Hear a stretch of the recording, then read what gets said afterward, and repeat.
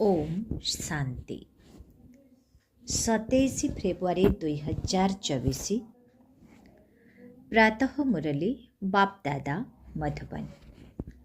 बाबा कहते मीठे बच्चे सदा सर्वदा बाबांकर स्मृतिर चिंतन एवं ज्ञानर विचार सागर मंथन कर, तेबे नुआ नुआ ज्ञानर पॉइंट बाहरिबाकु लागिबो एवं तुमे खुशी रे रहिबो।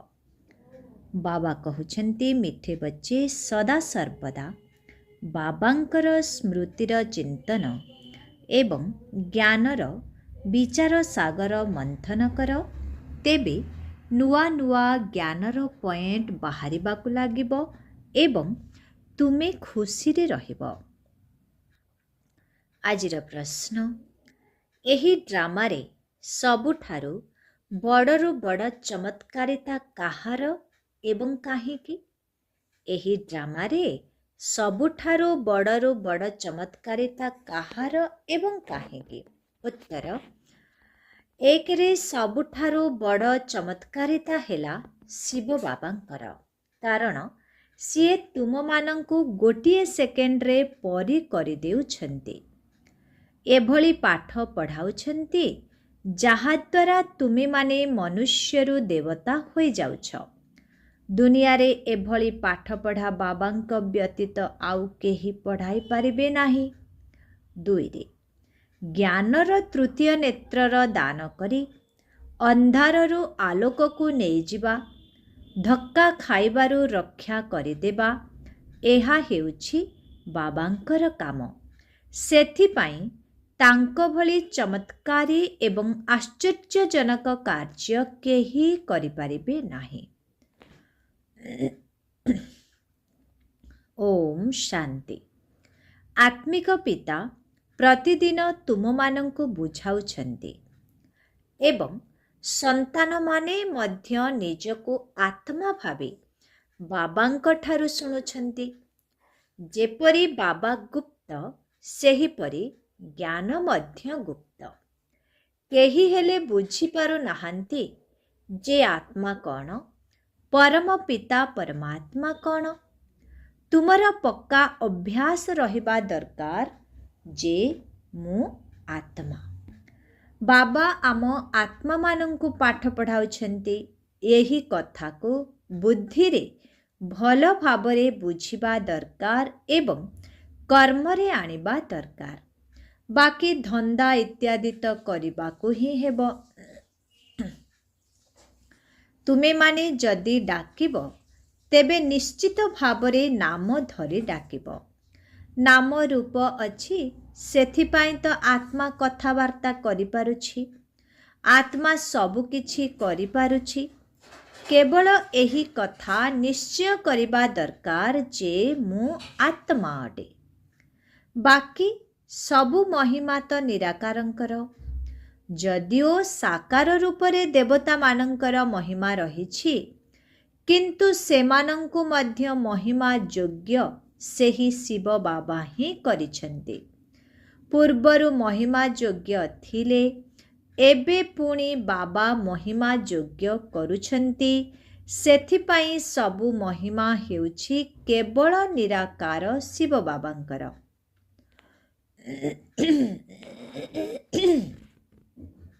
तेबे विचार करिबाकु हेब जे बाबांकर केते महिमा रहिछि एवं सिए केते सेवा करुछन्ति।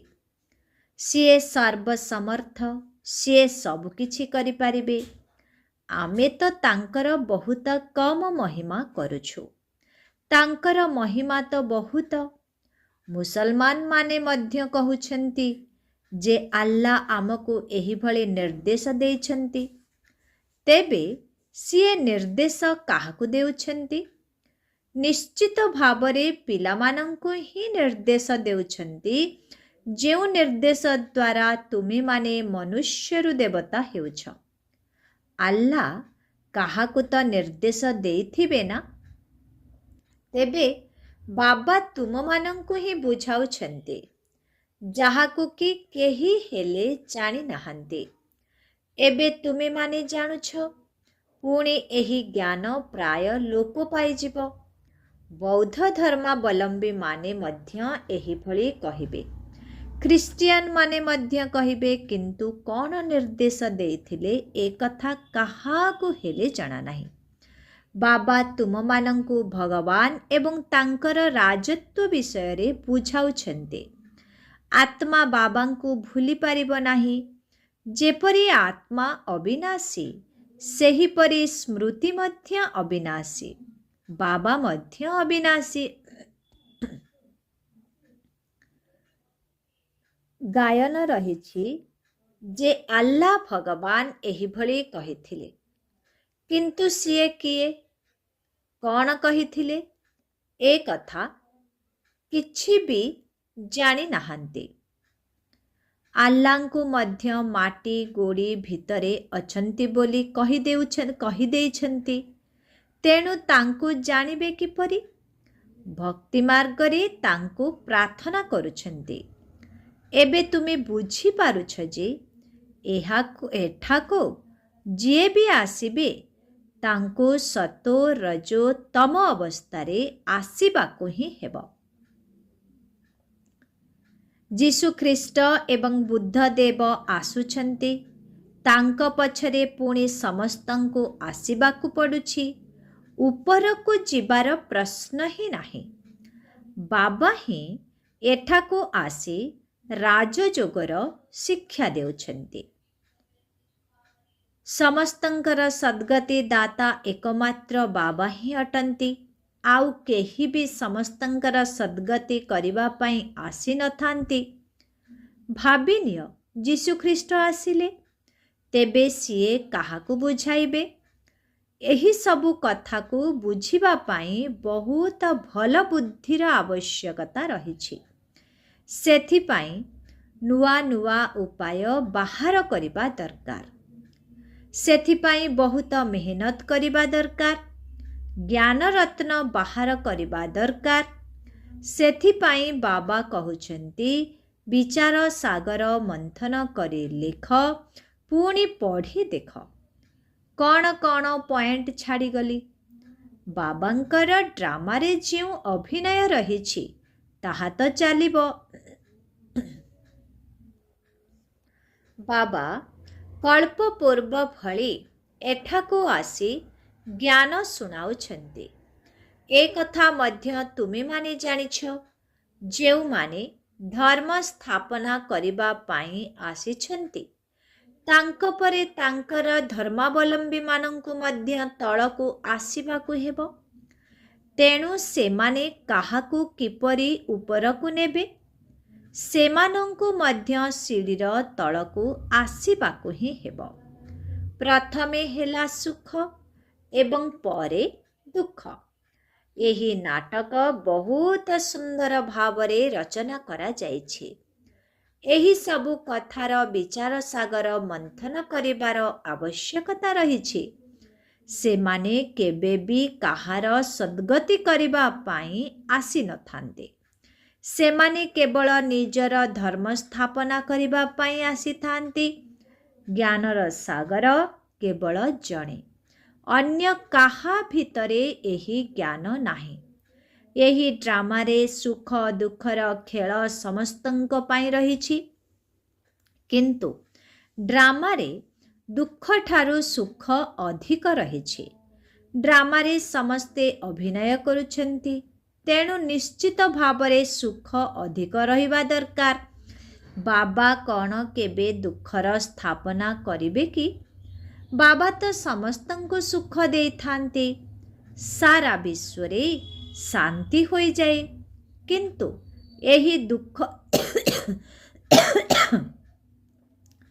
किंतु एही दुख धामरे तो केबे भी शांति होई पारिबो नाही।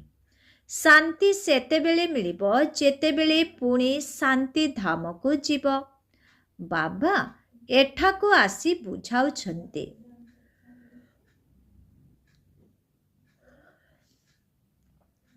एकथा केबे भी भूलिबा उचित नुहे जे मु बाबांक साथिरे अछि। ବାବା ମୋତେ ଅସୁରରୁ ଦେବତା କରିବା ପାଇଁ ଆସିଛନ୍ତି। ଏହି ଦେବତାମାନେ ଯେତେବେଳେ ସଦ୍ଗତିରେ ଥାନ୍ତି ସେତେବେଳେ ଅନ୍ୟ ସମସ୍ତ ଆତ୍ମାମାନେ ବ୍ରହ୍ମଲୋକରେ ଥାନ୍ତି।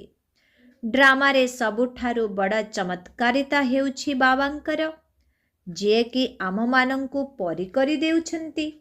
ଏହି ରାଜଯୋଗର ଶିକ୍ଷା ଦ୍ୱାରା ତୁମେମାନେ ପରି ହୋଇଯାଉଛ, କିନ୍ତୁ ଭକ୍ତି ମାର୍ଗରେ କିଛି ହେଲେ ବି ବୁଝୁନାହାନ୍ତି, କେବଳ ମାଳା ଜପ କରୁଛନ୍ତି। କେହି ହନୁମାନଙ୍କୁ ଭକ୍ତି କରୁଛନ୍ତି ତ ଆଉ କାହାକୁ ଭକ୍ତି କରୁଛନ୍ତି, କିନ୍ତୁ ସେମାନଙ୍କୁ ଭକ୍ତି କରିଲେ କି ଲାଭ? ବାବା ଯାହାଙ୍କୁ ମହାରଥୀ ବୋଲି କହିଲେ, ସେମାନେ ତାଙ୍କୁ ହାତୀ ଉପରେ ବସିଥିବାର ଦେଖାଇଦେଲେ। ଏସବୁ କଥା ବାବା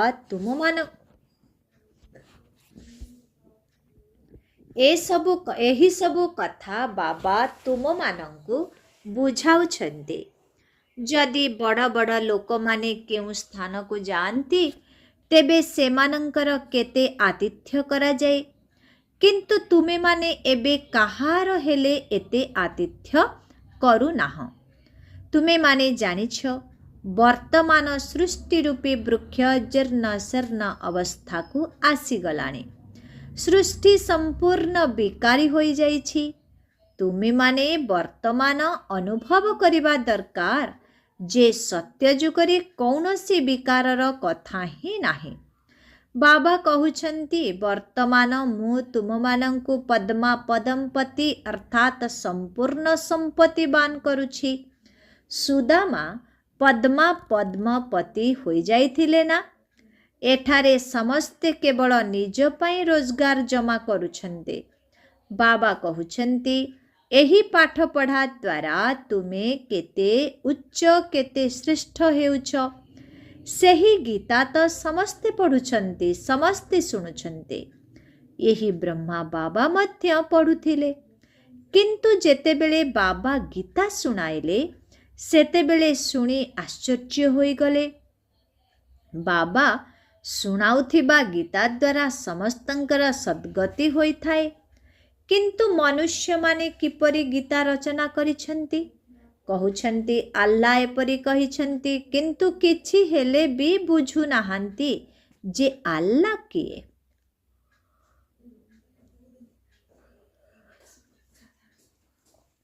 ଯଦି ଦେବୀ ଦେବତା ଧର୍ମର ଆତ୍ମାମାନେ ହିଁ ଭଗବାନଙ୍କୁ ଜାଣି ନାହାନ୍ତି, ତେବେ ପରେ ଯେଉଁମାନେ ଆସିଛନ୍ତି ସେମାନେ ଭଗବାନଙ୍କୁ କିପରି ଜାଣିବେ?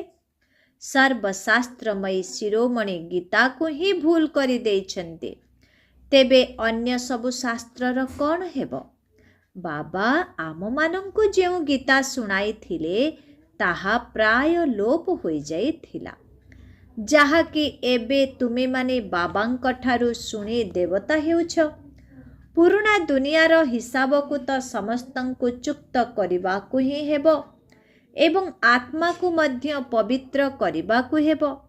ସେମାନଙ୍କର ମଧ୍ୟ ଯଦି କିଛି ହିସାବ ଥିବ ତେବେ ତାହା ମଧ୍ୟ ଚୁକ୍ତ ହୋଇଯିବ। ପ୍ରଥମେ ଆମେ ହିଁ ଘରକୁ ଯାଉଛୁ, ପୁଣି ଆମେ ହିଁ ସେଠାରୁ ପ୍ରଥମେ ଏଠାକୁ ଆସୁଛୁ। ବାକି ଅନ୍ୟ ସମସ୍ତେ ନିଜ ନିଜର କର୍ମ ଭୋଗକୁ ଚୁକ୍ତ କରିବେ। ପ୍ରଥମେ ନିଶ୍ଚୟ କରାଇବାକୁ ହେବ ଯେ ସମସ୍ତଙ୍କର ସଦ୍ଗତି ଦାତା ଏକମାତ୍ର ବାବା। ଶିକ୍ଷକ ଏବଂ ସଦ୍ଗୁରୁ ମଧ୍ୟ ଏକମାତ୍ର ବାବା ହିଁ ଅଟନ୍ତି। ତାଙ୍କର ନିଜର ଶରୀର ନାହିଁ, କିନ୍ତୁ ସେହି ପରମାତ୍ମାଙ୍କ ଠାରେ କେତେ ଜ୍ଞାନ ରହିଛି। ସିଏ ଜ୍ଞାନର ସାଗର, ସୁଖର ସାଗର। ତାଙ୍କର କେତେ ମହିମା ରହିଛି, କିନ୍ତୁ ସିଏ ମଧ୍ୟ ଆତ୍ମା ଅଟନ୍ତି। ଆତ୍ମା ହିଁ ଆସି ଶରୀରରେ ପ୍ରବେଶ କରିଥାଏ। ପରମ ପିତା ପରମାତ୍ମାଙ୍କ ବ୍ୟତୀତ ଅନ୍ୟ କେହି ବି ଆତ୍ମାର ମହିମା କରିପାରିବେ ନାହିଁ।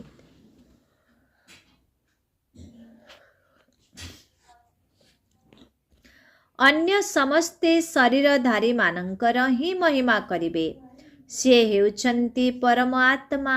ବିନା ଶରୀରଧାରୀ ଆତ୍ମାର ମହିମା କେବଳ ନିରାକାର ଶିବଙ୍କର ହୋଇଥାଏ। आउ कहार नुहे। आत्मारे ही ज्ञानर संस्कार रही थाए। बाबांक ठारे मध्य केते ज्ञानर संस्कार रहिछि। स्नेहर सागर, ज्ञानर सागर, एहा कौन आत्मार महिमा। यही महिमा कौनसी मनुष्यर होई पारिबो नाही, कृष्णंकर मध्य नुहे। सिए तो प्रथम नंबरर राजकुमार थिले। बाबांक ठारे यही सबु ज्ञान रहिछि जाहाकि तुम मानंकु संपत्ति रूपरे देउछन्ति। सेथिपाई बाबांकर एते महिमा गान करा जाउछि। शिव जयंती हेउछि हीरातुल्य जयंती। धर्म स्थापक माने आसी की करंती। धरिनिय जीशुख्रीष्ट आसिले किंतु सेतेबेले तो ख्रीष्टियान माने नथिले। तेबे सिए काहाकू कौन ज्ञान देबे? कहिबे बहुत भल चाली चलणी रख। यही भली शिक्षा तो अनेक मनुष्य भी देउछन्ति किंतु सतगतिर ज्ञान केही देई पारिबे नाही। सेमानंकु निज निजर अभिनय मिलिछि। सतो रजो तम अवस्थारे ता समस्तंकु आसीबाकु ही पड़िबो। आसु आसु किपरि ख्रीष्टियान मानंक चर्च तयारी होई जिवो। जेतेबेले बहुत मनुष्य हेबे, भक्ति आरंभ हेबो, सेतेबेले चर्च तयारी हेबो। सेथिपाई बहुत पैसा दरकार, युद्ध पाई मध्य पैसा दरकार। तेबे बाबा बुझाउछन्ति एहा हेउछि मनुष्य सृष्टि रूपी वृक्ष। वृक्षर आयुष केबे लक्ष लक्ष वर्ष होइथाए कि हिसाब मिलु नाही। बाबा कहुछन्ति हे संतान माने, तुमे माने केते बुद्धिहीन होई जाइथिलो, एबे पुणी तुमे माने बुद्धिवान हेउछ। प्रथमरु ही राजत्व करिबा पाई प्रस्तुत होई आसुछ। सिए तो प्रथमे एकुटिया आसी थांती, पुणी तांकर धर्मर वृद्धि होई थाए। सृष्टि रूपी वृक्षर मूलदुआ हेला देवी देवता धर्म। तांकठारु पुणी 3टी ट्यूब बाहरी थाए। परे पुणी छोट छोट मठ पंथ सृष्टि होई थाए। ए सबुर बहुत वृद्धि होई थाए एवं सेमानंकर मध्य किछि किछि महिमा होई थाए, किंतु ता द्वारा किछि लाभ ही नाही। समस्तंकु तो तळकु आसीबाकु ही हेबो। तुम मानंकु वर्तमान ए सबुर ज्ञान मिलुछि। कहउछन्ति भगवान ज्ञानर सागर, किंतु तांक भितरे केउ ज्ञान रहिछि ताहा केही भी जानि नाहंती। तुम मानंकु एबे सेही ज्ञान मिलुछि। सेथिपाई भाग्यशाली रथ आवश्यक। बाबा एही साधारण रथरे आसुछन्ति, तेणु तांकु भाग्यशाली रथ बोली कुहा जाउछे। सत्य जुगरे तो समस्ते पद्मा पदम भाग्यशाली हेबे। एबे तुम मानंकु ज्ञानर तृतीय नेत्र मिलिछि, जहा द्वारा तुमे माने लक्ष्मी नारायण सदृश हेउछ। ज्ञान तो केवल थरे मात्र ही मिलुछि। भक्ति रे तो समस्ते धक्का खाउछन्ति। भक्ति हेउछि अंधकार, ज्ञान हेला दिन। दिन रे केही भी धक्का खाई न थांती। बाबा कहउछन्ति घरे गीता पाठशाला खोली पारिबो। एभली बहुत अछन्ति कहउछन्ति आमे ज्ञान को बुझु नाहु, किंतु अन्य मानंकु ज्ञान बुझिबा पई स्थान देउछु। एहा मध्य बहुत भल कथा। एठारे बहुत साइलेंस बा नीरव रहिबा आवश्यक। एहा हेउछि सबुठारु पवित्ररु पवित्र क्लास, जेउठारे तुमे माने शांति रे बसी बाबांकु मने पकाउछ। आम समस्तंकु एबे शांति धाम जिबाकु हेबो। सेथिपाई बाबांकु बहुत स्नेहर सहित मने पकाइबाकु हेबो। सत्य जुगरे तुमको सुख शांति उभयर प्राप्ति हेउछि। बेहदर बाबा हेउचन्ति बेहदर सुखदाता। तेबे एही भली बाबांकु अनुस्करण करिबा दरकार। केबे भी कौनसी कथारे अहंकार आसीबा उचित नुहे। अहंकार तळकु खसाई देइथाए। बहुत धैर्यवत अवस्था रहिबा आवश्यक, हठ नुहे। देह अभिमान को हठ कुआ जाए। तुम मानंकर बहुत मीठा स्वभाव रहिबा आवश्यक। देवता माने केते मीठा स्वभावर होइथांती, तेणु सेमाने समस्तंकर आकर्षणीय होइथांती। बाबा तुम मानंकु सेही भली करुछंती, तेणु एही भली बाबांकु तुमे माने केते मने पकाइबा उचित। तुमे माने एही सबु कथा को बारंबार स्मरण करी खुशी रे रहिबा आवश्यक।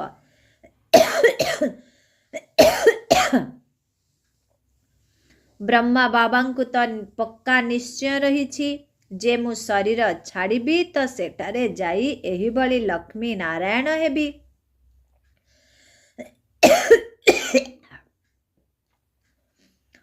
तुम मानंकु लक्ष्य एवं उद्देश्यर चित्र को प्रथमे देखिबा दरकार। से स्कूल रे देहधारी शिक्षक माने पाठ पढ़ाई थांती, किंतु एठारे तो निराकार शिव बाबा आत्मा मानंकु पाठ पढ़ाउछंती। एही भली चिंतन कले ही खुशी आसिबो। ब्रह्मा बाबांकु निशा रहुथिला जे ब्रह्मा ही विष्णु, पुणी विष्णु ही किभली ब्रह्मा हेउछंती।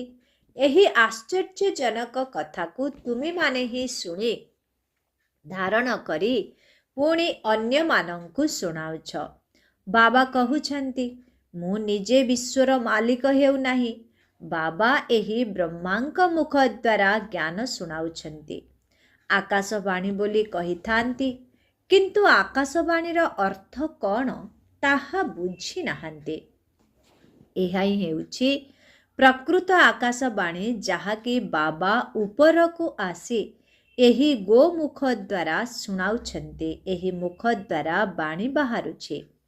पिलामाने साधारणतः बहुत मीठा स्वभावर होइथांती। कहउछंती बाबा आज टोली खुआंतु। बहुत मीठा संतान माने कहिबे बाबा आमे माने तुमर संतान भी अटु, तो सेवक मध्य अटु। पिला मानंकु देखी बाबा बहुत खुशी होइथांती। तुमे माने मध्य जानुछ वर्तमान खूब कम समय रहिछि। एते सबु जेउ बोमा इत्यादि तैयारी करिछंती, ताहा कौन एमिति फिंगी देबे कि? जहा कल्प पूर्वरु होइथिला ताहा पुणी हेब। कहउछंती विश्वरे शांति हेउ, किंतु एभली होई परिबो नाही। विश्वरे शांति तो तुमे माने ही स्थापन करुछ। तुम मानंकु ही विश्व राजत्वर पुरस्कार मिलुछि एवं एहार दाता हेउछंती एकमात्र बाबा। तुमे माने जोग बल द्वारा विश्वर राजत्व नेउछ, शारीरिक बल द्वारा विश्वर विनाश हेउछि, शांतिर शक्ति द्वारा तुमे माने विजय प्राप्त करुछ। अच्छा, मिठे मिठे शिखिल अधि संतान मानंक प्रति मात पिता बाप दादांकर मधुर स्नेह भरा स्मृति एवं सुप्रभात। आत्मिक पितांकर आत्मिक संतान मानंकु नमस्ते। आत्मिक संतान मानंकर आत्मिक पितांकु ओम शांति नमस्ते। शुक्रिया बाबा, शुक्रिया। ओम शांति। धारणा पाई मुख्य सार 1 नंबर, निजर अवस्था को बहुत धैर्यशील करबाकू हेब। बाबांकु अनुकरण करबाकू हेब। कौनसी कथारे अहंकार देखाइबा उचित नुहे। देवता मानंक सदृश बहुत मीठा हेबा आवश्यक। 2 नंबर, सदा सर्वदा हर्षित रहिबा पाई ज्ञानर स्मरण करबाकू हेब। विचार सागर मंथन करबाकू हेब। आमे माने भगवानंकर संतान भी अटू एवं सेवक मध्य अटू। एही स्मृति रे रही सेवारे तत्पर रहिबाकू हेब। आजिर वरदान, मनमना भव सहित मध्याजी भवर मंत्र स्वरूप रे स्थित रहुथिबा महान आत्मा हुआ। तुम मानंकु मनमना भव सहित मध्याजी भवर वरदान मध्य प्राप्त होइछि। निजर स्वर्ग दुनियार स्वरूप को स्मृति रे रखिबा ही मध्याजी भव अटे।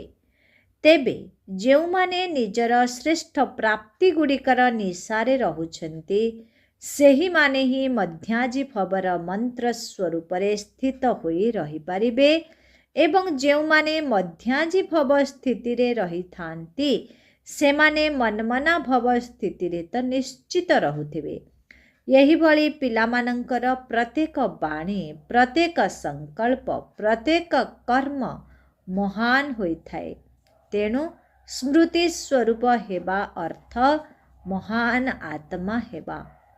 ଆଜିର ସ୍ଲୋଗାନ, ଖୁସି ତୁମମାନଙ୍କର ବିଶେଷ ସମ୍ପତ୍ତି ଅଟେ, ତେଣୁ ଏହାକୁ କେବେ ବି ଛାଡ଼ ନାହିଁ। ଓମ୍ ଶାନ୍ତି।